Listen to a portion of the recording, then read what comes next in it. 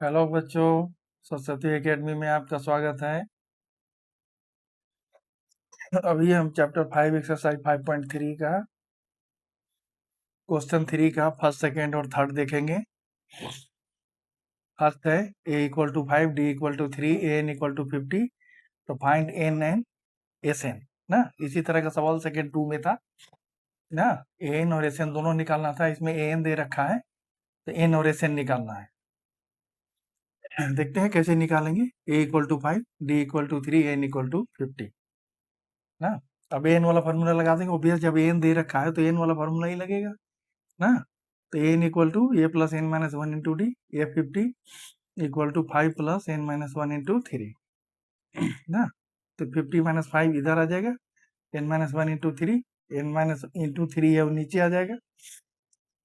50 minus 5 होगा 45 upon 3 equal to 15। अब N minus 1 equal to 15 हो गया, माइनस 1 इधर आके प्लस 1 हो गया, तो 15 plus 1 equal to 16, n equal to 16, n equal to 16 निकल गया। क्या निकालना था? एन एन एस एन ना। एन निकल गया 16, अब एस एन निकालेंगे।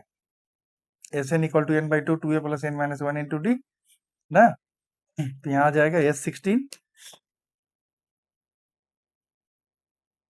S16 equal to 16 by 2, 2 into 5 plus 16 minus 1 into 3 ना। 16 बाई 2 क्या हो गया? 8 और 2 इंटू 5 10 और 16 माइनस 1 15 इंटू 3, 15 इंटू 3 हो गया 45 और 5 इंटू 2 10 45 और प्लस 10 55 इंटू 8 440 ना।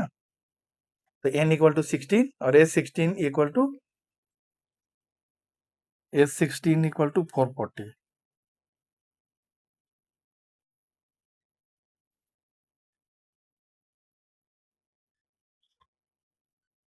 सेकेंड वाला देखेंगे। a equal to 7, a 13 equal to 35, find d n s 13। a equal to 7, a 13 equal to 35,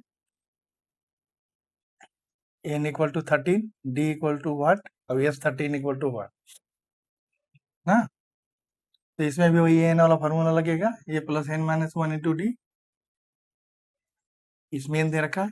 ये एक चीज आप लोग ध्यान रखिए, चाहे a के नीचे चाहे s के नीचे यहाँ जो ये चीज दिया हुआ रहता है ना, ये अगर n का वैल्यू नहीं दे रखा है तो आप इससे समझ लीजिए कि ये n का वैल्यू है।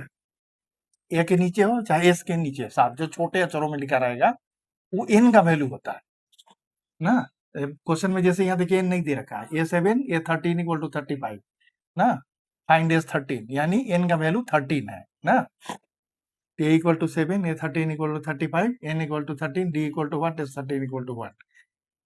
अब n वाला फॉर्मूला लगा देंगे, an equal to a plus n minus 1 into d, तो 35 equal to 7 plus 13 minus 1 into d. अब 13 माइनस 1 क्या होता है? 12। अब 7 इधर आ गया, 35 माइनस 7 इक्वल टू 12 डी। तो ये 12 डी के साथ मल्टीप्लाई है तो अपॉन में आ जाएगा, 28 अपॉन 12, 7 अपॉन 3।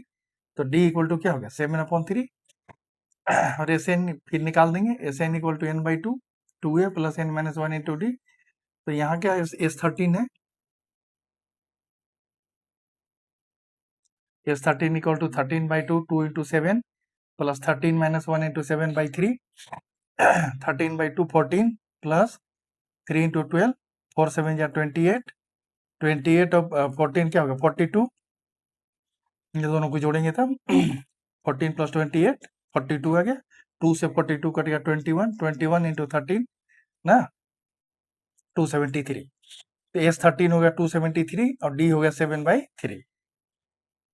ठीक है, इसी तरह से अब क्वेश्चन नंबर 3 देखते हैं। A12 equal to 37, D equal to 3, find A and S12।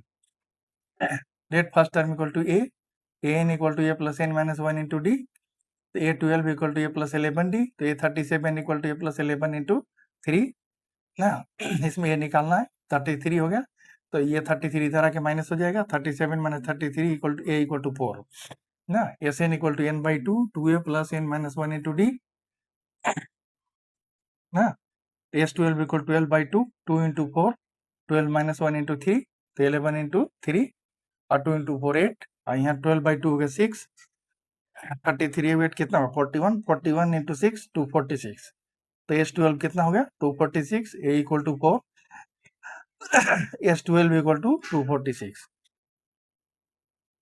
इस ढंग से इस तरह के क्वेश्चन आते हैं। अभी क्वेश्चन जो